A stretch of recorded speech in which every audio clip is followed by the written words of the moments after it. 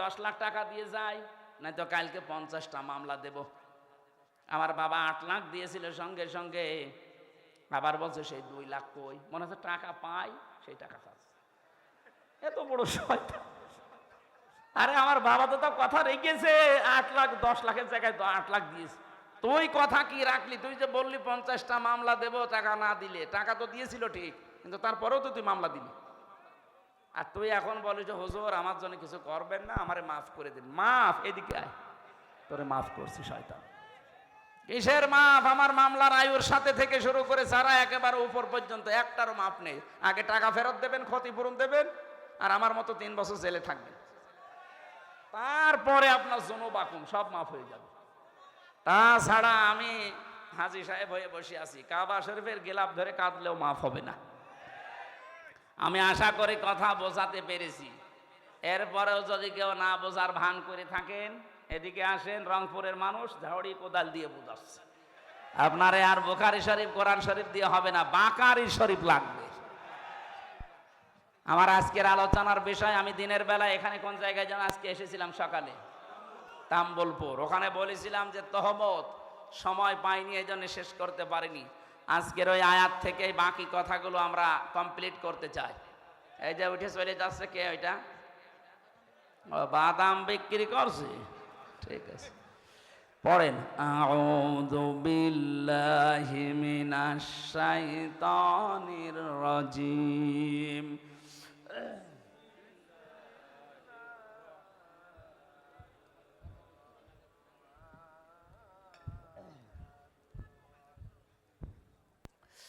ওয়াইলুল লিকুল্লি হুমাযাতিল লুমাযা।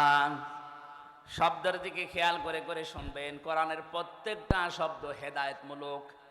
আল্লাহ বলেন ওয়াইলুন, দুর্ভোগ, সর্বনাশ, ধ্বংস হয়ে যাক, লিকুল্লি, প্রত্যেক ব্যক্তি। কথাটা বলছে কে? এখানে আমরা যারা এক একজন ব্যক্তি আছি, কথা শোনার পরে তো গা শিউড়ি ওঠার কথা, পশম খাড়া হয়ে যাওয়ার কথা। এটা হামজার কথা না, এটা সভাপতির কথা না, ইদ্রিস ভাইয়ের কথা না, কথা কার? আল্লাহ বলেন প্রত্যেক ব্যক্তির জন্য দুর্ভোগ, প্রত্যেকটা ব্যক্তির জন্য আফসোস। ওয়াইলুন মানে আফসোস হতে পারে, আফসোস করছে সরাসরি কে? দুর্ভোগ, আক্ষেপ, এরপরে সর্বনাশ, ধ্বংস প্রত্যেকটি মানুষের জন্য। আমার মনে হয় আয়াতটা যখন নাযিল হয়েছিল, আমি তাফসিরে পড়েছি, যখনই নবীজি এতটুকু বলেছিলেন ওয়াইলুল লিকুল্লি, সঙ্গে সঙ্গে যারা সামনে ছিল তারা অ্যাক্টিভ হয়ে গেছে। প্রতিটি মানুষকে আল্লাহ উদ্দেশ্য করছে, না জানি আমিও আছি কিনা। আল্লাহ পাক এবার দ্বিতীয় শব্দে বলেন হুমাযাতিল লুমাযা, যারা সামনে পেছনে মানুষের গীবত করে, পরনিন্দা করে, পরচর্চা করে, এই মানুষগুলোর জন্য দুর্ভোগ, এরা ধ্বংস হয়ে যাবে, এদের জন্য সর্বনাশ। অথচ এই গোনাটা বাংলাদেশে সবচাইতে বেশি। আপনি দেখেন, যে যেখানে আছে ওই জায়গা থেকে আমরা গীবতকে ঘি ভাতের মতো মনে করি। ঘি ভাত যেমন খেতে ভালো লাগে, গীবত করতে মনে হয় তার চাইতে বেশি ভালো লাগে। কথা বলেন না কেন? কবরে নবীজি 2 জনের আযাব দেখেছিলেন। জিবরাইল এসে বলে এখানে আযাব হচ্ছে। নবীজি বলেন এই 2 জনের আযাব খুব বড় পাপের কারণে না, একজন প্রসাব করে পবিত্র হতো না এই ছিটা ফোঁটা থেকে, আর 2 নম্বরের ব্যক্তি হচ্ছে মানুষের দোষ চর্চা করতো, গীবত করতো। বারবার কোরআনে কারিমে এই কথাগুলো আল্লাহ আমাদেরকে শোনাচ্ছেন, আমরা যেন এই বড় অপরাধ থেকে বেঁচে থাকি। কেউ যদি গীবত আরম্ভ করে দুনিয়াতে, ও নামাজ পড়তে পারে, রোজা রাখতে পারে, কিন্তু ওর অন্তর মরে যায়। কি হয়? অন্তর মারা যায়। মরা অন্তর জান্নাতে আল্লাহ দেবে না, জিন্দা অন্তর লাগবে। এই জন্য আমাদের আবার অন্তর মরে গেল কিনা আপনি মিলাবেন। হুমাযাতিল লুমাযা, হুমাযা বলা হয় মানুষের হাত আর মুখের দ্বারা, হাত আর চোখের দ্বারা যে অপরাধ হয় এটা হুমাযা বলে। আর মুখ আর ঠোঁটের দ্বারা যে জিহ্বা, মুখ আর জিহ্বার দ্বারা যে অপরাধ হয় এইটার নাম হচ্ছে লুমাযা, হুমাযাতিল লুমাযা। অন্য তাফসিরে পেয়েছি এটা একটা জাহান্নামের দরজার নাম। এখানে অনেকে জানি জাহান্নাম 7টা, জান্নাত 8টা, না আরো বেশি আছে। 100টার উপরে আছে যা জান্নাতের স্তর, জাহান্নামের স্তর আছে 100টার উপরে, কিন্তু আমরা সচরাচর 8টা জানি। আর এই হমাজা, লাজা, হোতমা এগুলো কিন্তু জাহান্নামের নাম না, এগুলো জাহান্নামের স্তরের নাম। এক একটা দরজার সামনে লেখা থাকবে লাজা, সাঈর, সাকার, জাহান্নাম, জাহিম, হোতমা, হাবিয়া, এগুলো লেখা থাকবে জাহান্নামের দরজার সামনে। দুনিয়ায় যে যেই কাজ করেছে তাকে আল্লাহ ওই দরজা দিয়ে বলবে যা। এখানে যে আলোচনা চলছে আজকে হোতমা, এই জাহান্নামের এই যে দরজা লেখা থাকবে হোতমা, প্রবেশ কর, কাকে আল্লাহ বলবে? আল্লাযী জামাআ মালাও ওয়া আদ্দাদা। দুনিয়ায় যারা মাল সম্পদ জমা করে আর বারবার হিসাব করে, এই 15.5 বছরের ভেতরে আপনি তাকান, এই আয়াতটা আমার মনে হয় মিলে যাবে। কত মানুষ 5 বিঘা জমি থেকে শুরু করে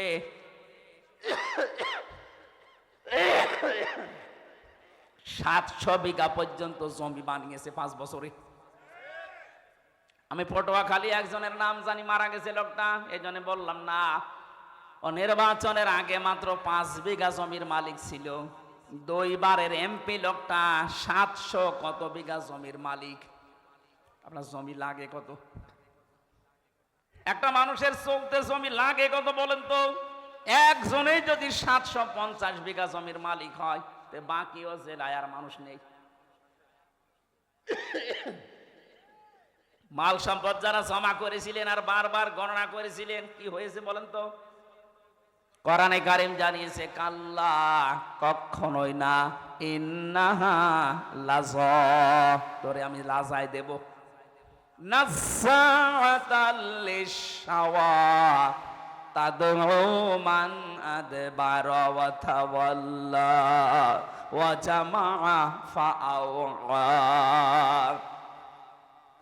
লাজার ভেতরে যারা প্রবেশ করানো হবে, সঙ্গে সঙ্গে চামড়া খসে যাবে। কি খসবে? আমি আলু ছড়ানো দেখেছি জেলখানায়। আলু ছড়ায় কি করে? এটা হাত দিয়ে এভাবে না, মেশিনের ভেতরে ধরলে আলু ছিলে যায়। একটু মেশিনের সামনে ধরবেন, আলু পোড়া পরিষ্কার করে চামড়া ছিলে দেখাবে, পোড়াটা পাল্টিয়ে গেছে। আমি ওই জায়গা থেকে দেখেছি জাহান্নামের এই আয়াতটা, নাযাআতাল লিশাওয়া, লাজায় আল্লাহ মানুষকে দেওয়ার সঙ্গে সঙ্গে তার চামড়াটা আল্লাহ আগে খুলে দেবে। এই জাহান্নামে লাজা কাদেরকে ডাকবে জানেন? তাদউ মান আদবারা ওয়া তাওয়াল্লা, তাদেরকে ডাকবে যেই মানুষগুলো দুনিয়াতে সত্য আহ্বান জানার পরও মুখ ফিরিয়েছিল। আর এই রোগটা এই দেশে বেশি, কারণ এই দেশের মতো কোরআন দিয়ে ডাক দেওয়া পৃথিবীর কোনো দেশে নেই। এত মাহফিল, এত তাফসীর, এত ওয়াজ, এত খানকা, এত ইসলাহী অনুষ্ঠানগুলো হচ্ছে, মানুষকে তো ডাক দেওয়া হয় সত্যের দিকে। আমার বাবার দিকে তো আমি ডাকছি না, কথা বলেন না কেন? আমার কোনো লাভ আছে আমার বাবার দিকে ডেকে? আমি তো ডাক দিয়েছি কোরআনের দিকে। যারা জমা করছেন মাল সম্পদ আর পঞ্জীবিত, এগুলো খালি হিসাব হিসাব হিসাব করে রাখেন, আপনাকে কিন্তু হোতমায় যাওয়া লাগবে। আল্লাযী জামাআ মালা ওয়া আদ্দাদা, মালের ব্যাখ্যা আমি ওই দিনের বেলায় 19টা পেয়েছিলাম। এবার একটু মালের ব্যাখ্যাটা করি। পৃথিবীতে মাল বলতে প্রথমে নেককার স্ত্রীদেরকে নবীজি বুঝিয়েছেন। দ্বিতীয় নম্বরে মাল বলতে এই পৃথিবীর ময়দানে ক্ষমতাকে বুঝিয়েছেন। এই যে চেয়ার, এগুলো মালের অন্তর্ভুক্ত। যারা চেয়ারে বসে বারবার হিসাব করে কতদিন কতদিন কতদিন, শেষ পর্যন্ত টার্গেট দিয়ে দেয় 41 সাল। এটা চেয়ারে বসে না, চেয়ার থেকে নেমে বসে টার্গেট দিয়েছিল। এই মালা ওয়া আদ্দাদা, আদাদ মানে গণনা করা, খালি হিসাব করতে থাকে কতদিন কতদিন।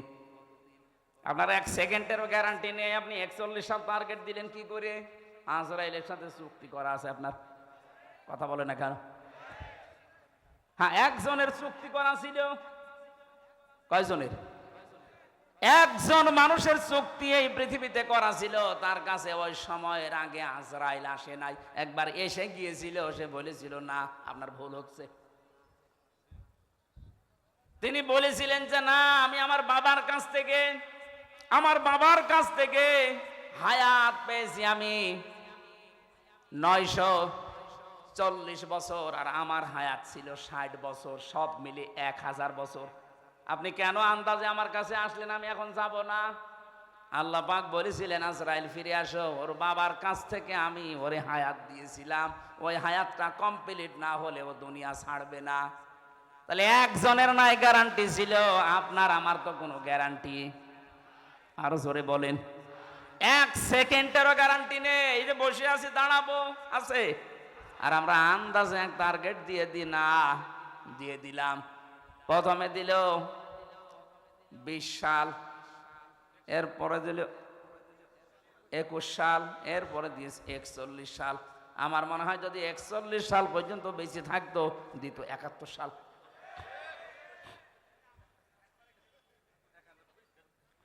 না, এগুলো আপনি হাসির ছলে নিবেন না। মাল সম্পদের ভেতরে প্রথম নম্বরে নেককার মহিলাকে মাল বলা হয়, উত্তম মাল এটা। 2 নম্বরে ক্ষমতার চেয়ারকে মাল বলা হয়। 3 নম্বরে অর্থ কড়িকে মাল বলা হয়। 4 নম্বরে যুদ্ধের অস্ত্র শস্ত্রকে মাল বলা হয়। আমি এরকম 19টা পড়েছি তাফসিরের ভেতরে, যারা এগুলো পায় দুনিয়ায় আর জমা করে আর মনে করে এগুলো আমার কাছে স্থায়ীভাবে থাকবে, ইয়াহসাবু আন্না মালাহু আখলাদা, ও মনে করে আমার এই সম্পদ, আমার এই ক্ষমতা, আমার এই প্রভাব প্রতিপত্তি, আমার এই জমি জায়গা, আমার এই অস্ত্র শস্ত্র আমাকে চিরস্থায়ী করে রাখবে। আখলাদা। যারা এই ধারণা করেছিল তাদেরকে চিরস্থায়ী করে কোনো সম্পদ রাখে নাই। আবু লাহাবের কথা আল্লাহ কোরআনে দিয়েছেন, তাব্বাত ইয়াদা আবি লাহাবিন ওয়া তাব্বা মা আগনা আনহু মালুহু ওয়া মা কাসাব। ধ্বংস হয়ে যাক আবু লাহাব, তার 2 হাত সহ, এবং সে নিজেও, এবং সে ধ্বংস হয়েছে। ওয়া তাব্বা মা আগনা আনহু মালুহু ওয়া মা কাসাব। তার যে অর্থ সম্পদ, টাকা পয়সা যা সে উপার্জন করেছিল, একটাও কাজে আসে নাই। যারা মনে মনে করেন ক্ষমতা আমাকে চিরস্থায়ী করে রাখবে, চিরস্মরণীয় করে রাখবে, আমি মারা যাওয়ার 500 বছর পরও আমার আলোচনা হবে না, আল্লাহ বলেন ওই সম্পদ তোকে চিরস্থায়ী করবে। এটা ভুল ধারণা। কাল্লা, কি বলছেন?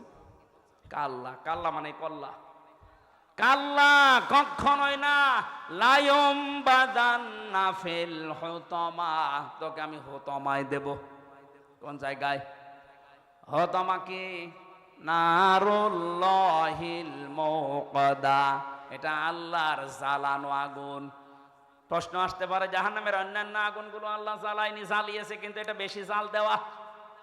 নারুল্লাহিল মুকাদা আল্লাতী তাত্তালিউ আলাল আফইদা। অন্য জাহান্নামে গেলে আগে কলিজা পড়বে, কথা আমি পাইনি, কিন্তু হুতামায় গাওয়ার সঙ্গে সঙ্গে আগে মানুষের কলিজা পুড়ে শেষ হয়ে যাবে। আল্লাহ যেন প্রশ্নবাচক চিহ্ন দিয়েছেন, আমা আদরা কামাল হুতামা। নবী আপনি জানেন এই হুতামা কি?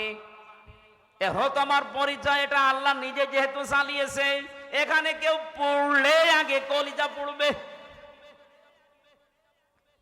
পৃথিবীর আগুনের সিস্টেম হচ্ছে যেখানে লাগে ওই জায়গা পুড়ে যায়। আপনি হাত দেবেন, এভাবে হাত পুড়ে যাবে, কলিজা পুড়বে না? পুড়বে। কিন্তু জাহান্নামে হুতামা যেটা, আল্লাহ যে আগুন জ্বালিয়েছে, এই আগুনে যেখানেই লাগবে আগে কলিজা পুড়বে। ইন্নাহা আলাইহিম মুসাদা ফি আমাদিম মুমাদ্দাদা, এটা একেবারে বেষ্টন করে রাখবে আপনাকে লম্বা লম্বা আগুনের খুঁটির সাথে। আল্লাহ পাকে জাহান্নামে হুতামার আসামিদেরকে বেঁধে রাখবে। বলেন নাউজুবিল্লাহ। এই যে ভয়ঙ্কর কথাগুলো আল্লাহ আমাদের শোনালেন, এই জাহান্নাম থেকে বাঁচার জন্য যেই কাজগুলো দুনিয়াতে এখন আঞ্জাম দেওয়া লাগবে, প্রথম নাম্বারে কারো পেছনে লাগা যাবে না, যেটা আমরা সবচাইতে বেশি করছি। ছোট্ট একটা হায়াত, 50, 60, 70 বছরের, এরপরে তো আপনি এই হায়াত আর পাবেন না। নিজেকে নিয়েই তো ব্যস্ত থেকে শেষ হয়ে যায়, মানুষের পেছনে লাগেন কি করে? কথা বলে না কেন? আজ ফেসবুকটাই দেখেন, এ ওর পেছনে, ও ওর পেছনে সময় দিচ্ছে, অথচ নিজের কোনো চিন্তা নেই। নিজের চরিত্র যে কত খারাপ, শয়তান পর্যন্ত ওর চরিত্র দেখলে হাসে, আরো অন্যের পেছনে লেগে সময় নষ্ট করছে। হাম্মাজিম মাশাইম বিনামিম।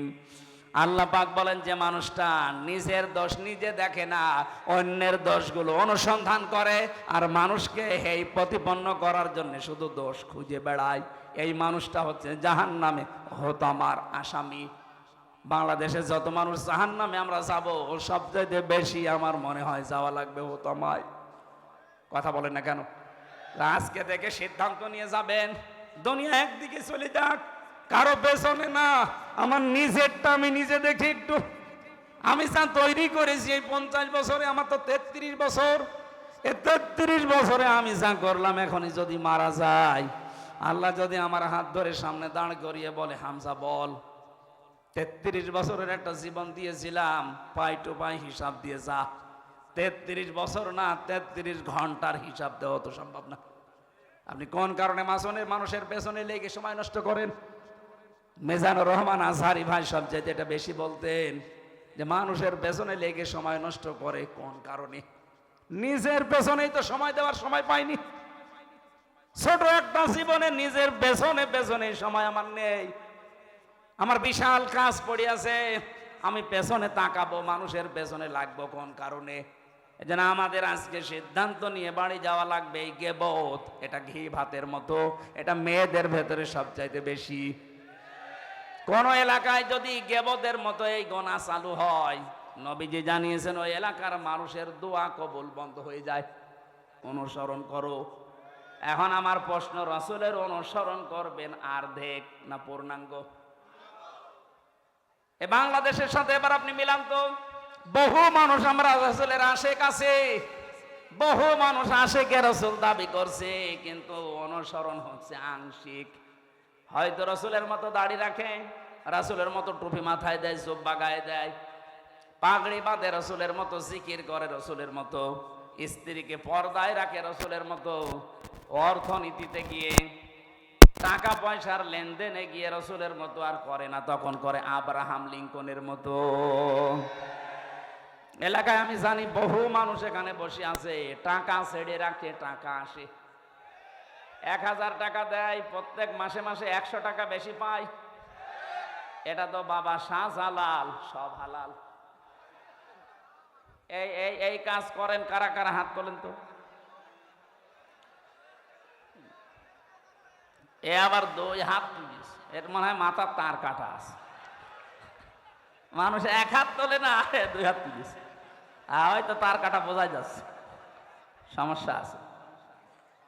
ওর ওই দাঁত বের করা দেখি আমি বুঝেছি যে তার পোড়াটাই কেটে গেছে। আমি হাসির জন্য বলি নাই। বলেন, এখানে একটা লোক হাত তুললেন না, সত্যি কি এই গোনা এলাকায় নেই? কার ভয়ে হাত তোলেন না? এই ইদ্রিসের ভয়ে? হ্যাঁ, না না, আমরা এরকম মাহফিল চাই না।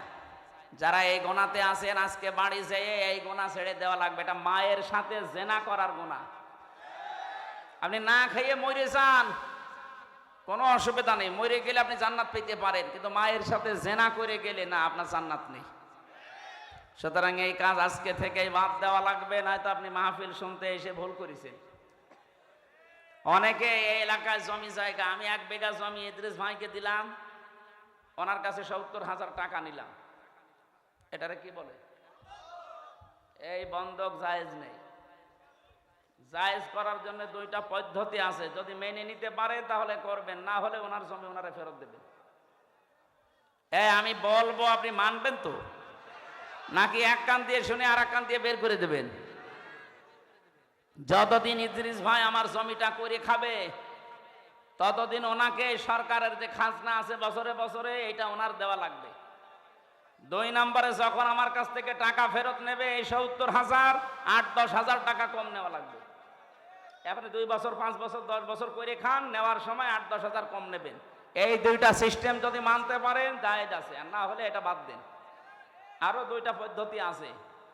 এর পরেরটার নাম আমরা মনে হয় আমাদের কুষ্টিয়ায় বলে খাই খালাসি, খেয়ে দে এসো। এটার লস হয়ে যায় বলে মানুষ করতে চায় না, বলে না হুজুর বাবা ওইটা আমি নেই। অথবা 1 বিঘা জমি দেবেন, বছরে বছরে 10,000 করে টাকা নেবেন। এটা কি এইটা আছে এলাকায়? হ্যাঁ, এইটা করেন। 1 বিঘা জমি থেকে 8-10 হাজার টাকা কামাই করা 1 বছরে খুব কঠিন কাজ না। আমার মনে হয় এই মাসলা বলা ঠিক হচ্ছে, করবেন তো ইনশাল্লাহ? রাসূলুল্লাহর জীবন থেকে আমি কথা বলছিলাম, অনুসরণ করা লাগবে তাহলে আমাদের আংশিক না পূর্ণাঙ্গ? আরো জোরে। আপনি এবার তার জীবনের সাথে মিলাবেন, বহু মানুষ দুনিয়ায় তাকে আংশিক অনুসরণ করেছিল, অনুসরণ করে নাই তা না, তারা অনুসরণ করেছিল রসুলকে আংশিক। এই জন্য তারা জান্নাতও যায়নি, জাহান্নামে একেবারে নিচে বসে আছে তারা। আব্দুল্লাহ বিন উবাই, এই লোকটার জীবনী পড়েন, ও পুরা জীবনী আমি শেষ করে দেখেছি। রসুলের পুরাটা জীবনী অনুসরণ করেছে, শুধু রাজনৈতিক জীবনে অনুসরণ করে নাই।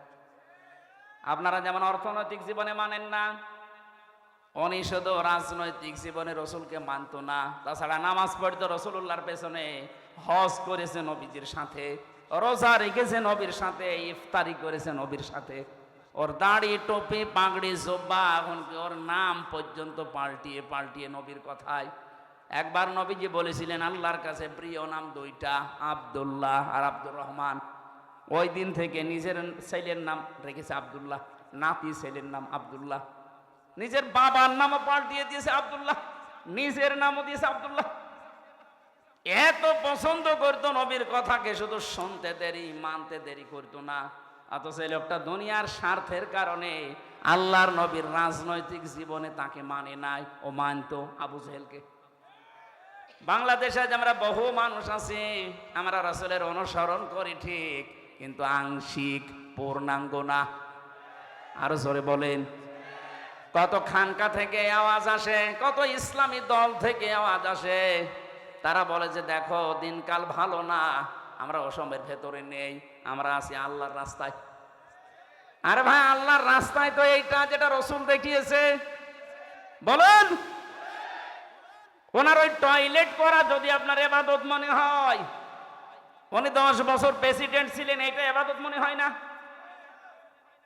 এটা ইবাদত না মনে করার কারণেই তো দেশের অবস্থা এই। আমরা যদি সবাই রাসূলের এই 23 বছরের জীবনকে সত্যি ইবাদত মনে করে অনুসরণ আরম্ভ করতাম, আমাদের মরণ ওই ফেরাউনের মতো হইতো না। আজ হাজারো মানুষ ফেরাউন হয়ে মরে যাচ্ছে, কথা বলেন ঠিক কিনা? তাহলে রাসূলকে আজকে থেকে অনুসরণ করা লাগবে, আংশিক না পূর্ণাঙ্গ? আমি আবার বলছি, আংশিক না পূর্ণাঙ্গ? আপনি এবার নিবে জীবনের সাথে মিলান, আপনার অনুসরণ কি সত্যি আংশিক হচ্ছে না পূর্ণাঙ্গ? না না। তাহলে আংশিক হলে হয় আপনার মরণ হবে আব্দুল্লাহ বিন উবাইয়ের মতো। ও যেমন জাহান্নামে শুধু গিয়েছে তা না, জাহান্নামের নিচে গিয়েছে। ও ছিল মুনাফিকদের সর্দার। আর মুনাফিকদের ব্যাপারে আল্লাহর কথা, ইন্নাল্লাহা জামিউল মুনাফিকিনা ওয়াল কাফিরিনা ফি জাহান্নামা জামিআ। অবশ্যই আমি জাহান্নামে একত্রিত করব মুনাফিক আর কাফেরদের। আগে আল্লাহ দিয়েছেন মুনাফিকের নাম, তার মানে মুনাফিক থাকবে নিচে, উপরে থাকবে কাফের। আবু জেহেল মুনাফিক ছিল না কাফের ছিল? আরো জোরে বলেন। বাংলাদেশে আমরা যারা মুনাফিক হয়ে মরে যাচ্ছি, আমরা আবু জেহেলেরও নিচে যাব।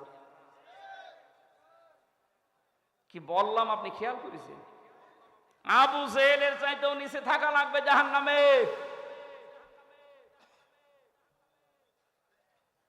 এবার প্রশ্ন আসতে পারে, মুনাফিক হলাম কি করে? হ্যাঁ, নবীজি ইন্তেকালের আগে কিন্তু এ কথা জানিয়েছেন যে মুনাফিক তৈরি হবে শুধুমাত্র মুসলমানদের ভেতরে। এখন যদি আমার ইদ্রিস মাওলানা বলে আমি ইহুদি দেখব, আপনি ইসরায়েলে যান, শুধু ইহুদি পাবেন, পুরাটা ইহুদি। কেউ যদি আমারে বলে আমি হিন্দু দেখব, পাশের রাষ্ট্রে যান, ভারতে যান, শুধু হিন্দু পাবেন। কেউ যদি বলে আমি খ্রিস্টান দেখব, আমেরিকায় যান, শুধু খ্রিস্টান। কোন মানুষ যদি বলে বৌদ্ধ দেখবো, এই যে পাশের রাষ্ট্র মায়ানমারে যান, শুধু বৌদ্ধ পাবেন। ওই লোকটাই যদি বলে আমি জাহান্নামে নিচে থাকবে মুনাফিক, মুনাফিক দেখবো, কোথায় পাঠাবো? বাংলাদেশে। কারণ এই দেশে 100 জনের 96 জন মুসলমান আমরা। তাহলে মুনাফিক এই দেশে থাকার সম্ভাবনা বেশি? বলেন। আপনি একবারও খেয়াল করেছেন যে আপনি থাকবেন কোথায়?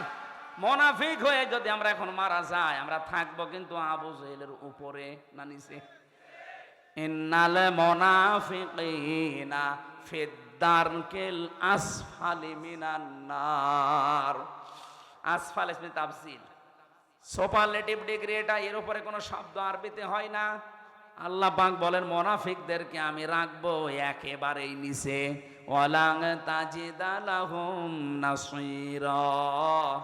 তাজিদার আগে লান আছে, মজারের আগে লান আসলে বাংলা অর্থ দাঁড়ায় জীবনেও হবে না। আল্লাহ বলেন এদেরকে কেউ সাহায্য করার জন্য এগিয়েও যাবে না। আজ বাংলাদেশে অনেক জালেম ধরা পড়ছে, জালেমদের সুপারিশের জন্য দেখছি অনেক মুনাফিক পর্যন্ত এগিয়ে যাচ্ছে যে না, এটা আমার বিআই ছিল, এটা আমার ব্যবসায়িক পার্টনার ছিল। দুনিয়ার আদালতে হয়তো জালেমদের সাহায্য মুনাফিকরা করতে পারে, কিয়ামতে মুনাফিকদের জন্য কেউ সাহায্য জীবনেও করবে না। আর সেই মুনাফিক হয়ে আমরা অধিকাংশ মানুষ মারা যাচ্ছি। আয়াতুল মুনাফিক সালাসা, মুনাফিকের আলামত চিহ্ন তিনটা। ইদা হাদ্দাসা কাযাবা, কথা বললেই মিথ্যা বলে। এদেশে নেই? আরো জোরে বলেন। আপনাদের এই পুত্রবধূ এখন বাইরের দেশগুলোর মানুষ কাছে বলছে আমি নির্বাচিত ছিলাম, আমাকে দেশ থেকে বাধ্য করা হয়েছে বিতাড়িত করতে। এত বড় মিথ্যা কথা আপনি বলছেন কি করে? আপনি নির্বাচিত ছিলেন এই কথা শয়তানও বিশ্বাস করবে? কেন এই মিথ্যা কথা বলেন? তাহলে মিথ্যা যে বলে কথা বললেই সে আল্লাহর নবীর ভাষায় কি? আরো জোরে বলেন। ওয়াইদা ওয়াদা আখলাফা, যারা ওয়াদা করে কিন্তু খেলাফ করে। আপনি ওয়াদা করেছিলেন দেশ যদি আমার হাতে আসে আমি মদিনার সনদে চালাবো, আপনি চালিয়েছেন মোদির সনদে। মদিনা বাদ দিয়ে মোদি সনদ ঠিক আছে, শুধু মদিনার জায়গায় লাগিয়েছে মোদির সনদ। কি বলেছিল ওয়াদায়? যদি দেশ আমাদের হাতে আসে আমরা মদিনার সনদে চালাবো। এটা আমি বানিয়ে বলছি, এটা বলেছিল না। চালিয়েছে কিন্তু মদিনার সনদের একটা ধারাও নেই। মদিনার সনদে 27টা ধারা ছিল। কয়টা? বলেন বলেন। ওখানে যে যার ধর্ম সে পালন করবে, কোনো বাধা দেওয়া হবে না। অথচ এই দেশে 15.5 বছরে সাম্প্রদায়িক দাঙ্গা তৈরি করার জন্য সবচাইতে বেশি চেষ্টা চালিয়েছে এই ক্ষমতাসীনরা। আপনি গোপনে খোঁজ খবর নিয়ে দেখেন, বিশ্বজিৎকে যারা হত্যা করেছে বিএনপি, জামাত, কারা? যারা মেরেছে আমার সাথে জেলে ছিল ওই শাওন। আমি বললাম আপনি হিন্দু কেউ ছাড়লেন না? আচ্ছা ভাই ওই সময় মাথায় চড়ে গেছে আর আমাদের উপরের নির্দেশ ছিল ওকে মেরে ফেলা লাগবে। কেন? কাকে একে মেরে ফেলে একটা রাজনীতি করা যাবে। তো এই দোষটা আমরা চাপিয়ে দেব ইসলামপন্থীদের উপরে। বিরোধী দল যারা আছে তাদের উপরে দোষটা চাপিয়ে আমরা যেন আরো বেশি দিন থাকতে পারি। আমার সাথে 3টা বছর আমাদের রাইটার ছিল এই শাওন। ওই হিন্দু বিশ্বজিৎ বারবার ওকে বলেছিল যে ভাই আমি মুসলমান না, কিসের শিবির, আমি তো মুসলমানই না। আমার কিন্তু হাফ হাতা না, ফুল হাতা। ওর ফুল হাতা না, তারপর ওরে ছাড়ে নাই। ওই এত করে বলছিল যে ভাই আমি মুসলমান না, আমার হাফ হাতা। কিসের হাফ হাতা, আমি ফুল হাতা। তারপরও ওরে ছাড়ি না। শুধু কি একটা লোকের কথা? সাম্প্রদায়িক আরো কত কাজগুলো করেছে আপনি একটা একটা করে হিসাব নেই। যে রামুর মন্দির, বৌদ্ধ মন্দির ভাঙা, এতদিন পর্যন্ত নাই মিডিয়াগুলো গলা আটকিয়ে ধরেছিলেন, চেপে ধরেছিলেন, এখন তো সব খুলে যাচ্ছে। বিশেষ করে দিগন্ত টেলিভিশন খুলে গেছে, আমার দেশ পত্রিকা ওপেন হয়ে গেছে। দেখেন কি করেছেন, সব ভিডিও ক্লিপ ফাঁস করবে। এতদিন যে মিথ্যা ছড়িয়েছেন সব এখন ওপেন হয়ে যাবে। টাকলা মোরাদের নাম শুনেছেন? মাত্র 6 মিনিট 32 সেকেন্ডের একটা অডিও ক্লিপ ফাঁস হয়েছিল। এতেই তার জীবন যৌবন সব শেষ। তার মন্ত্রিত্ব গেছে, দলীয় পদ গেছে। এখন যে কোন গর্থে আছে আল্লাহ জানে আর ও জানে। মাহিয়া মাহির সাথে মাত্র 6 মিনিট 32 সেকেন্ডের একটা অশ্লীল অডিও ক্লিপ ফাঁস হয়েছিল। আর এখন যাদের ধরা হচ্ছে অডিও না, সব ভিডিও। এদের অধিকাংশ নাকি রাত 12টা 2টা পর্যন্ত, অনেকেই তাদের ঘুম পাড়াতে মাথা টিপে দিতে, বুক পা হাত বাকি জায়গা টিপতে রাত 2টা পর্যন্ত মানুষ লাগতো। এগুলো শুধু আন্দাজে না, সব ভিডিও বের হচ্ছে। ওর যদি অডিও জীবন শেষ হয়ে যায়, ভিডিও কি হবে টের পাচ্ছেন? অথচ এখনো জালেমদের বৃদ্ধি কমে নাই। আজকেও আদালতে এই যে টাক, আমি নাম নিলাম না, এই টাক বলছে এদিন শেষ দিন না, আরো দিন আছে। ওরে আল্লাহ, হেদায়েতের পথে আনবে কি করে আনবে? ও তো হেদায়েতের পথ সব মেরে ফেলিস। কথা বুঝতেছেন? আপনার অনুশোচনা আসা লাগবে তো। আপনি অনুতপ্ত হবেন অন্যায় করার পরে। আদম নবীর স্বভাব এটা, ভুল হয়ে গেলে অনুতপ্ত হওয়া, রব্বানা যালামনা আনফুসানা। আর শয়তানের স্বভাব হচ্ছে ভুল হলে অনুতপ্ত হওয়া না, ও আর্গুমেন্ট পেশ করে। আল্লাহকে বলেছিল ক্বালা আনা খায়রুম মিনহু খলাকতানি মিন নারি ওয়া খলাকতাহু মিন তিন। হে আল্লাহ, তুমি আমারে সেজদা দিতে বলো কোন কারণে? আমি ওর চাইতে ভালো, তুমি এটা জানো না? আমি আগুনের তৈরি ও মাটির তৈরি, আমার কাজ উপরে ওঠা, ওর কাজ নিচে যাওয়া। আমার ভেতরে পাওয়ার আছে আর ওর ভেতরে তো পাওয়ার নেই। শয়তান অহংকার করেছিল ক্ষমতার। কিসের? আরো জোরে বলেন। কিয়ামত পর্যন্ত যারা ক্ষমতার অহংকার করবে, সে যেই হোক, ও আর মানুষ নেই, ও টাটকা শয়তান। শয়তানকে আল্লাহ 2টা জিনিস থেকে বঞ্চিত করে দিয়েছে। 1 নম্বরে কোনোদিন আল্লাহ শয়তানকে মাফ করবে না। 2 নম্বরে কোনোদিন আল্লাহ শয়তানকে জান্নাতে দেবে না। কথা বলে না কেন? প্রশ্ন আসতে পারে, বাংলাদেশে শয়তান থাকে কোথায়? সূরা আরাফ 16 নম্বর আয়াতে আছে, ক্বালা ফাবিমা আগওয়াইতানি লা আকউদান্না লাহুম ইলা সিরাতাকাল মুস্তাকিম। আল্লাহ পাক বলেন, শয়তান আমাকে চ্যালেঞ্জ দিয়ে বলেছিল, রব্বুল আলামিন, যাদের জন্য আজ আমার সব বরবাদ হয়ে গেল, এদেরকে আমার সাথে আমি জাহান্নামে নেওয়ার জন্য কোন খারাপ রাস্তায় যাব না। লা আকউদান্না লাহুম সিরাতাকাল মুস্তাকিম, ভালো ভালো রাস্তার মোড়ে মোড়ে আমি কিন্তু অবস্থান নেব। শয়তান সিনেমা হলের সামনে যে দেখবেন রংপুরে পাবেন না, কারণ ও জানে যে এখানে যারা বান্ধবী নিয়ে আসবে শো দেখতে, এগুলো আমার চাইতে বড় শয়তান।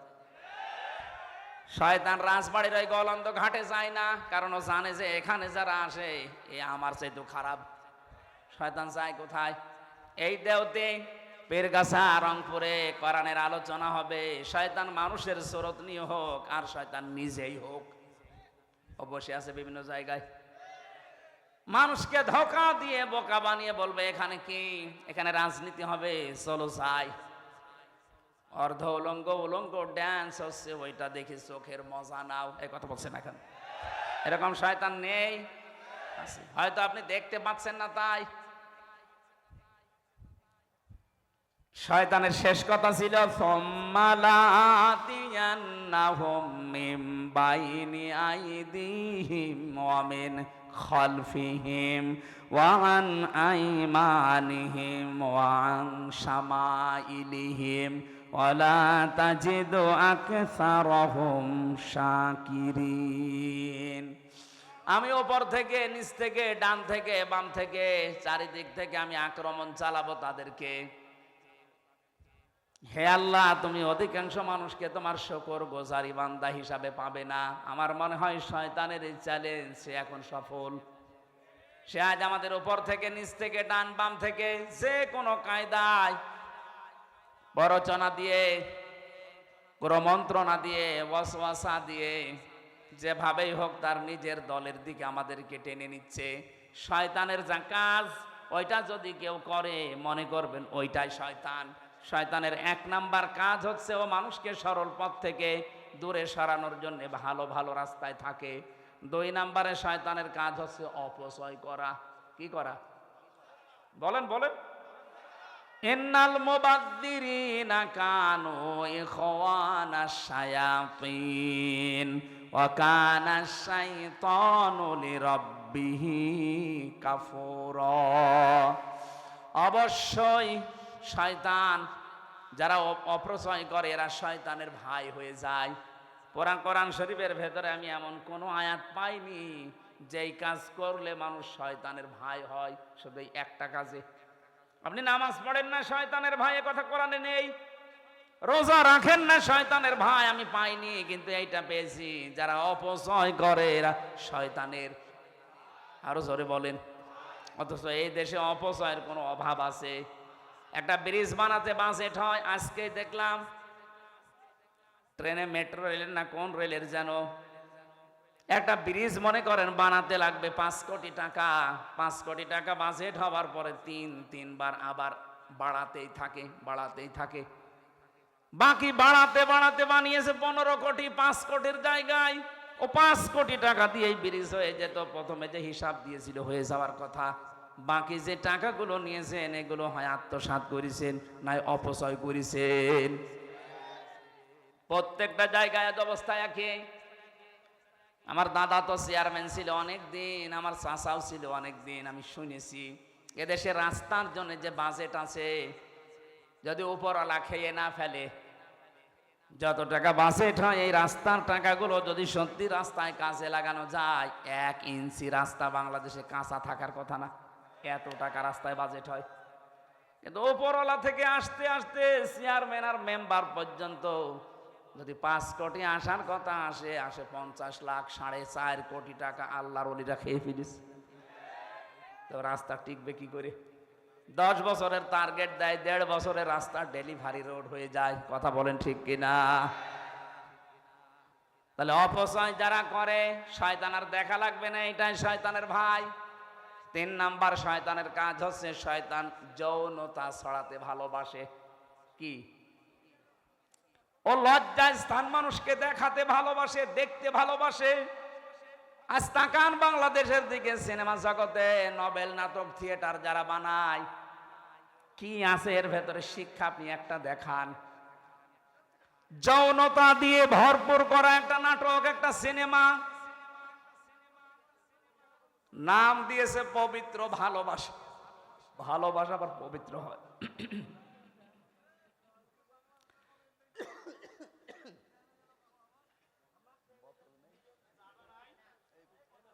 বোতল দেখি।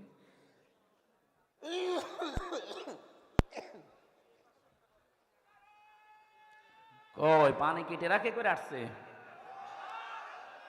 এই কথা বলা যাবে না, এমনি সময় নেই। কই তাড়াতাড়ি করেন, কি করেন? আরে ভাই পানি দিতে বলছি, কি করে কি?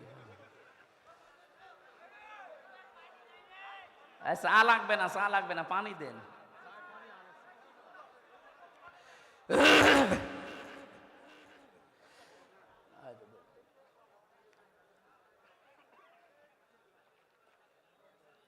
এটা থাক এখানে, কেউ নিয়ে না। সুবহানাল্লাহ, আলহামদুলিল্লাহ, লা ইলাহা ইল্লাল্লাহ, সুবহানাল্লাহ, আলহামদুলিল্লাহ। এই ছেলে, কোথায় যাও? 1-1.5 ঘন্টা বসে থাকতে পারো না, আবার বিয়ের জন্য লাফাও। বউ টেকবে? সুবহানাল্লাহ, লা ইলাহা ইল্লাল্লাহ, সুবহানাল্লাহ। ওই যে আবার যুবক মানুষ ওঠে কি করে? হ্যাঁ, বুড়ো মানুষ উঠলে নাই বোঝা যায় যে ও কি করবে আল্লাহ জানে। আরে যুবক মানুষ উঠলে তো সমস্যা। ঠিক আছে।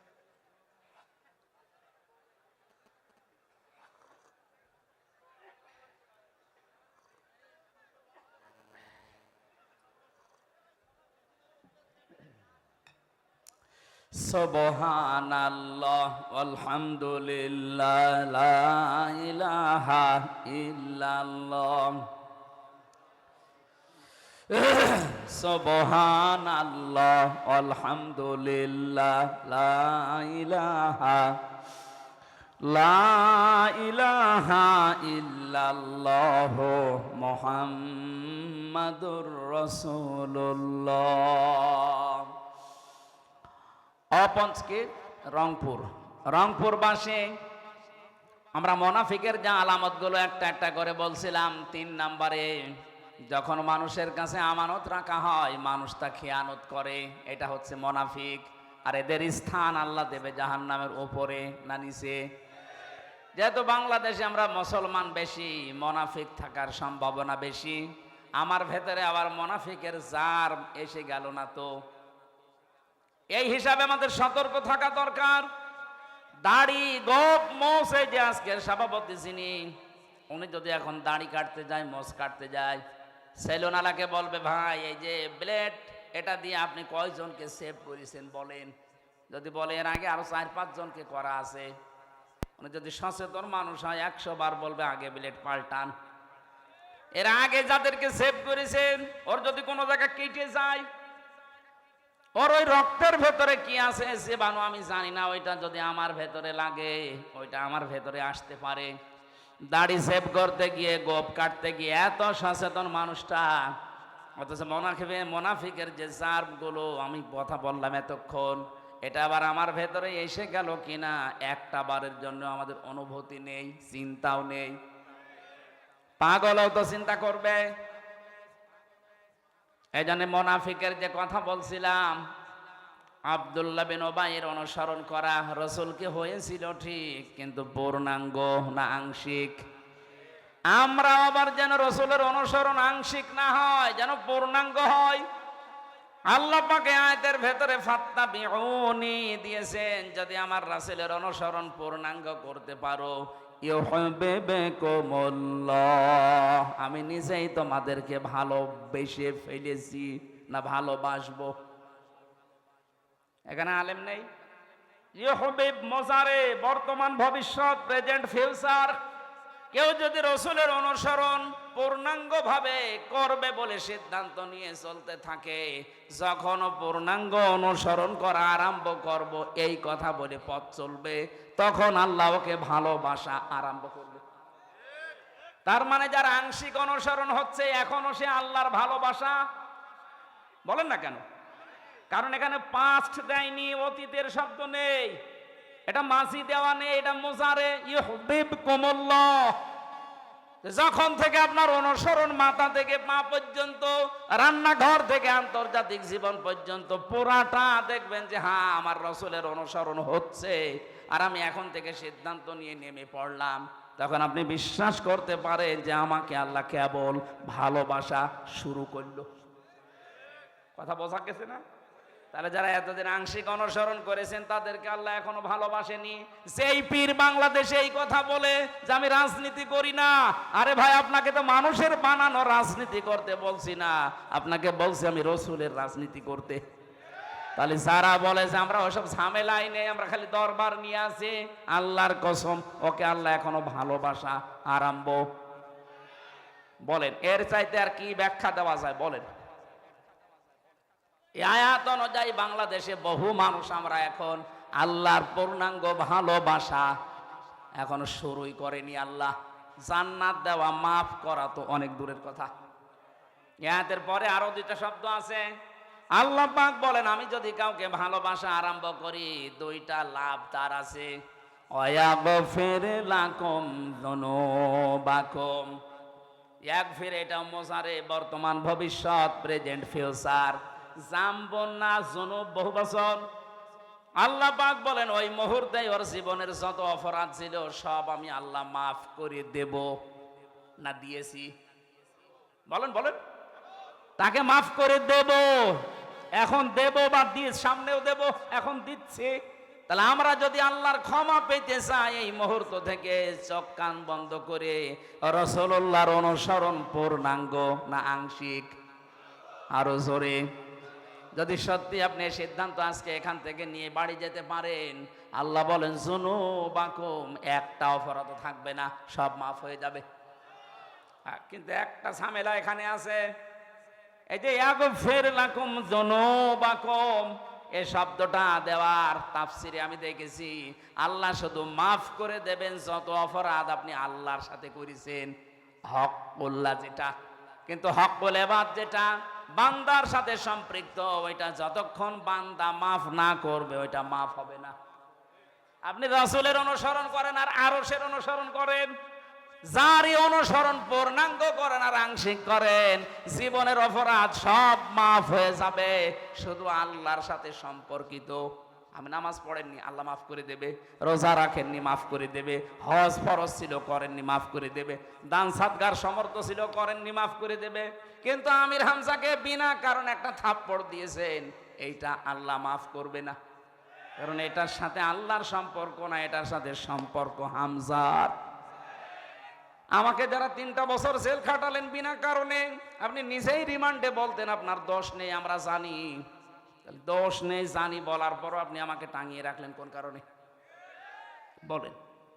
এইটা তো আমি জীবনও মাফ করব না। মাফ করতে পারি, আমাকে যে ক্ষতির সম্মুখীন করেছেন ওই ক্ষতিপূরণ দেন। 3 বছরে আমার বাবার কাছ থেকে 30 থেকে 32 লাখ টাকা নিয়েছেন, আগে এই টাকা ফেরত দেন। 2 নম্বরে আমারে ফাঁসির কন্ডেম সেলে 3 বছর রেখে দিয়েছিলেন। আমার মামলার সাথে যারা জড়িত, এই মামলার আয়ু থেকে শুরু করে একেবারে উপরের নির্দেশ, যত মানুষের সাথে টপ টু বটন জড়িত, প্রত্যেকেই আমি চাই তারা ফাঁসির কন্ডেম সেলে 3 বছর থাক। আমার মতো আয়না ঘরে 10 দিন থাক, এরপরে মাফ করে দেব। বলে এখানে আমরা রাসূলের অনুসরণের মাধ্যমে মাপ পাবো তারা যারা আল্লাহর সাথে সম্পর্কিত।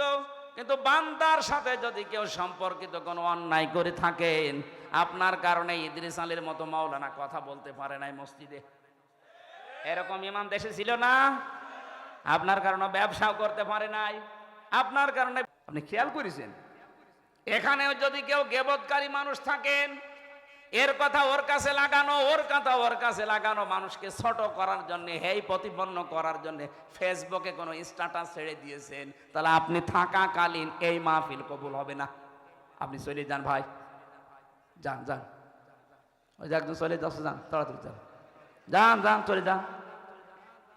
মোসানবের জামানায় এক মহিলা এই কাজ করতো, শুধু তালাতালি করতো, এর কথা ওর কাছে লাগাতো, মানুষকে ছোট করার জন্য তার দোষ খুঁজে বেড়াতো। একবার মোসানবীর জামানায় পানি বন্ধ হয়ে গেল, বৃষ্টি। উনি চাটিয়াল ময়দানে উম্মতদেরকে নিয়ে দোয়া করলেন, আল্লাহ বৃষ্টি দাও। আল্লাহ বলেন না, বৃষ্টি হবে না। উনি নাছড় বান্দা বলে বৃষ্টি হবে না মানে এগুলো নাই, আমার উম্মত, আমার মায়া লাগে। তোমার তো বান্দা, তুমি বানিয়েছো, তোমার মায়া লাগে না? আল্লাহ বলেন লাগে, বৃষ্টি দেব না। কেন? কারণ এর ভেতরে একজন মহিলা আছেন নামিমা, যে তালাতালি করে, মানুষকে ছোট করার জন্য মানুষের কথা লাগিয়ে বেড়ায়, দোষ অনুসন্ধান করে। ওই মহিলা যতক্ষণ আছে ততক্ষণ দোয়া কবুল হবে না, তুমি নবী দোয়া করলেও না। হযরত মুসা বলেছিলেন, আল্লাহ তুমি শুধু ওই মহিলার নাম বলো, দেখো কি করি, পরে ঘাড় ধরে বের করে দেবো এই দরবার থেকে। আল্লাহ পাক বলেন, না আমি নাম ধরা পছন্দ করি না, তবে এক কাজ করো, তুমি মিলে সবাইকে নিয়ে তওবা করো। ওই মহিলাও তওবা করবে, তারপরে দেখা যাক। তিনি আসলেন ময়দানে, বললেন, উম্মতেরা দোয়া কবুল হবে না 100 বার না। এখানে একজন নামিমা আছে, তালাতালি করা মহিলা আছে, কিন্তু কে আছে এটা আমি জানি না, তবে আছে। এখন আমরা দোয়া করব, কিন্তু আগে তওবা করে নেই। যদি ওই রকম কেউ থাকেন আমার সাথে, সেও যেন তওবা করেন, নাই তো চলে যাবেন। হযরত মুসা তওবা 3টা শর্ত দিয়ে তওবা করলেন। প্রথমে স্বীকার করলেন আমরা অপরাধী, 2 নম্বরে অনুশোচনা করলেন, অনুতপ্ত হলেন, 3 নম্বরে বললেন এই কাজ জীবনে আর রিপিট করা যাবে না। 3টা শর্ত মেনে তওবা করার সঙ্গে সঙ্গে দেখা গেল আল্লাহ বৃষ্টি দিয়েছেন। মুসা নবীর মতো মানুষ, শুধু একজন তালাতালি করা মহিলা আছে, এই জন্য দোয়া কবুল হচ্ছে না। আর আমাদের এখানে কত মানুষ এই পাপে পাপি বসে আছি আমরা, আমাদের দোয়া মাঠে মারা যাবে। এই জন্য তালাতালি করার স্বভাব এখনো যার আছে, মানুষকে হেই প্রতিপন্ন করা, ছোট করার অভ্যাস যার, চলে যান ভাই, নাইতে মাহফিল কিন্তু হবে না। 2 দিন কেন 14 দিন দিলেও এভাবেই পড়ে থাকবে। কথা বলছে না কেন? এটা যে কত বড় গুনার কাজ, নিজের মরা ভাইয়ের গোশত খাওয়ার সমান। হযরতে সাবিত রাদিয়াল্লাহু তাআলা আনহু, ওনার আরো বড় নাম আছে, এতটুকু আমার মনে আছে। ওনার কাছে এক লোক এসে কথা বলছিল, হঠাৎ তিনি বললেন, কথা বন্ধ করেন। কেন? আপনার মুখ দিয়ে মানে গোশতের গন্ধ বের হচ্ছে, পচা গোশত। কই, আমি তো আজকে গোশত খাইনি। উনি ডাক দিয়ে বললেন, সত্যি করে বলেন তো, আপনি কি কারো বিরুদ্ধে কোনো কথা কারো কাছে লাগিয়েছেন? মাথা নিচু করলেন। হ্যাঁ, আল্লাহর কোরআন জানিয়েছে, ফাকারিহতুম ইন তাজতানিবু ইয়া আইয়ুহাল্লাযীনা আমানু জতানিবু কাসীরাম মিনাজ যন্নি ইন্না বা'দাজ যন্নি ইসমু ওয়া লা তাজাসসু ওয়া লা ইয়াগতাব বা'দুকুম বা'দা আইয়ুহিব্বু আহাদুকুম আইয়াকুলা লাহমা আখিহি মাইতান ফাকারিহতুম। কোন মানুষ যদি সত্যি গীবত করে, একের কথা অন্যের কাছে লাগায়, যার ভেতরে যে দোষ নেই ওই দোষের কথা বলে বেড়ায়, অথবা বানিয়ে বানিয়ে তার নামে একটা দোষ লাগিয়ে দেয়, ও যেন মরা ভাইয়ের গোশত খায়। অথচ তোমরা সবাই এই কাজটা অপছন্দ করো, তারপরও দুনিয়ায় করো। আমরা যেহেতু এই কাজ অনেকে আসি, আজকে তওবা করে বাড়ি যাব, জীবন চলে যাক, আমি গীবত করব না। কথা বলে না কেন? গীবত থেকে মুক্ত হওয়া যাবে না। গীবত যদি চালিয়ে যান, তাহলে আপনার অন্তর কিন্তু মরে যাবে। যতই নামাজ পড়েন, জিকির করেন, আর অন্তর চালু হবে না। জাগ্রত হওয়ার জন্য গীবত এই মুহূর্ত থেকেই বন্ধ। প্রশ্ন আসতে পারে, আমরা যে এতক্ষণ কথা বলেছি অনেকের নামে গীবত না, কয়েক জায়গায় কথা বললে গীবত হয় না। কথাগুলো বুঝতে হবে। যেই সন্তান সমর্থ আছে কিন্তু টাকা পয়সা মা বাবাকে দেয় না, তাদের পেছনে খরচ করে না, তাদের সেবা যত্ন করে না, এরকম সন্তানের নাম ধরে মানুষের কাছে বলা যায় যাচ্ছে। কথা বোঝাতে পারিনি? যেই মানুষটার সামর্থ্য আছে মা বাবার খেদমত করা এবং তাদের পেছনে খরচ করার তার সামর্থ্য আছে, এরপরেও যদি কোনো মানুষ, কোনো সন্তান মা বাবার খোঁজ খবর নেয় না, তাদের পেছনে খরচ করে না, তাদের সাথে ভালো ব্যবহার করে না, তাহলে ওই সন্তানের নাম ধরে জাতিকে সতর্ক করা যায় যে এই লোকটা কেমন, একটু এরকম, এর সাথে কিছু করলে হিসাব নিকাশ করে করবেন। দ্বিতীয় নম্বর, কোন জালেম বাদশাহ, জালেম অভিভাবক, জালেম দায়িত্বশীল, তার জুলুম থেকে জনগণকে সতর্ক করার জন্য তার নাম ধরে কথা বলা যায় জাস্ট এই দুইটা। আমি এই দুইটাকে ব্যাখ্যা করে আরো দুইটা পেয়েছি, অন্তত এই দুইটাই শোনেন। যেই সন্তান তার মা বাবার খোঁজ নেয় না, সামর্থ্য থাকার পরেও তার নাম ধরে জাতিকে সতর্ক করা যায়, কারণ জাতি না বুঝে তার সাথে আত্মীয়তা করতে পারে, লেনদেন করতে পারে, শেষে সেও ধরা খাবে। যে তার মা বাবারই খোঁজ নেয় না, সে আপনার সাথে কি খোঁজ খবর রাখবে? দুই নম্বরে, এই পৃথিবীর ময়দানে যেই মানুষগুলো জালেম অভিভাবক হতে পারে, প্রশাসনে, বিচার ব্যবস্থায়, ক্ষমতায় যারাই আছে, এমনকি মা বাবাও হতে পারে, কোন জালেম সম্পর্কে জাতিকে সতর্ক করার জন্য তার নাম ধরে কথা বলা যায় যাচ্ছে। এই দুইটা বাদ দিয়ে বাকি কোন জায়গায় আপনি গীবত কারো জন্য করতে পারবেন না। আর আমরা এই দুইটা সামনে রেখে কথা বলি, আন্দাজে বলি না। আমি আবার বলছি, আমি সহ যারা এসেছি আর যাই করি, গীবতের এই গুনাহ যেন আমল নামায় না থাকে। আপনি যার গীবত করবেন ওর গুনাহগুলো অটোমেটিক আপনার আমল নামায় চলে আসবে, আর আপনার যা সওয়াব ছিল ওর আমল নামায় চলে যাবে। এরকম পাগল দেশে আছে, আছে মানে আমরাই। আল্লাহ আমাদের হেফাজত করুন, আমিন।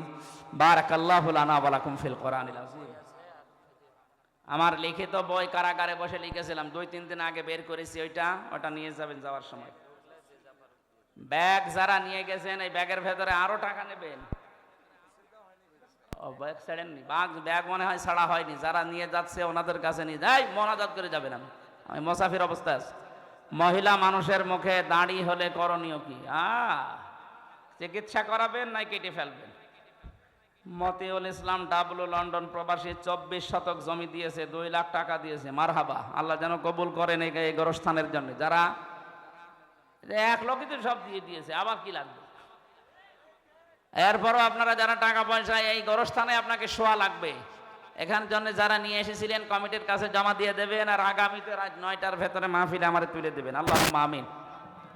লা ইলাহা ইল্লা আনতা সুবহানাকা ইন্নী কুনতু মিনাজ জালিমিন। এই মোনাজাতটা করেন, বসেন। আর দোয়া ও মুখল ইবাদা, ইবাদতের মগজ হচ্ছে দোয়া করা। বসেন, মোনাজাতটা করেন, তারপরে বাড়ি যান। লা হাওলা ওয়ালা কুওয়াতা ইল্লা বিল্লাহিল আলিয়্যিল আযীম। রব্বুল আলামিন 2 দিন ব্যাপী তাফসীরুল কোরআন মাহফিলে রংপুরের এই ময়দানে কোরআনে কারীম সূরা হুমাযা থেকে কয়েকটা কথা বলেছি। 15টা অসুখের কারণে মানুষের অন্তর মরে যায়, তার ভেতরে একটা হচ্ছে গীবত। আল্লাহ গীবত থেকে বেঁচে থাকার তৌফিক আমাদেরকে দান করো। মা বোনদের ভেতরে রোগটা বেশি, আল্লাহ মেয়েদেরকে তুমি নিজে হাতে বাঁচাও, তাদের জীবনে যেন গীবতের মতোই কই মারাত্মক গোনাটা না থাকে। আলোচনায় যারাই আমরা আঞ্জাম দিয়েছি আজকের এই ময়দানে, এ বিশাল প্যান্ডেল যারা সাজিয়েছে কোরআনের প্রসারে প্রসারে, যে মানুষগুলো চেষ্টা চালিয়েছে, এদেরকে কোরআনের জন্য কবুল করে নাও। কত মানুষ দূর দূরান্ত থেকে এসে বসে আছে, আল্লাহ যার মনের ভেতরে যে জায়েজ কামনা বাসনা আছে পূরণ করে দাও। মাহফিল বাস্তবায়ন করার জন্য যে সেইভাবে এগিয়ে এসেছে, তোমার রহমত ওইদিকে ওইভাবে এগিয়ে দাও। মাহফিলের সভাপতি, প্রধান অতিথি, বিশেষ অতিথি যারা এসেছে, কোরআনের ইজ্জতে তাদের হেদায়েত দিয়ে দাও। আল্লাহ তাআলা আমার কণ্ঠটা তুমি ছেড়ে দাও, কথা বললে আমার কণ্ঠে ব্যথা হয়ে যায়। আল্লাহ তুমি এ রোগ থেকে আমাকে মুক্তি দাও। জালেমদের জেলখানায় থাকার কারণে আমার বহু রোগ শরীরে বাসা বেঁধেছে। ওয়াইদা মারিদতু ফাহুয়া ইয়াশফিন, আমি যখন